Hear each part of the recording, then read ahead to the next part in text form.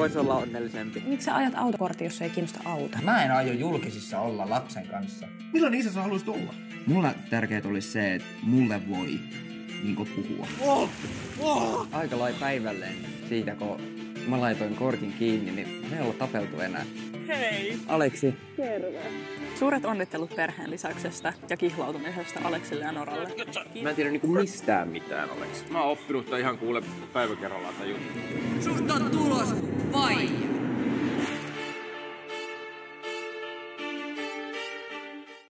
Suomen telkkarissa alkaa pian HD-aikakausi. Muutos starttaa keväästä 2025 alkaen. Oletko valmiina vastaanottamaan?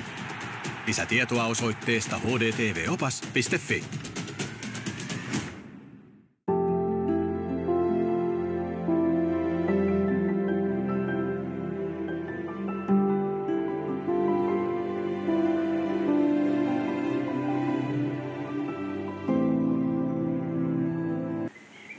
Kyllä ilon voi estää itse.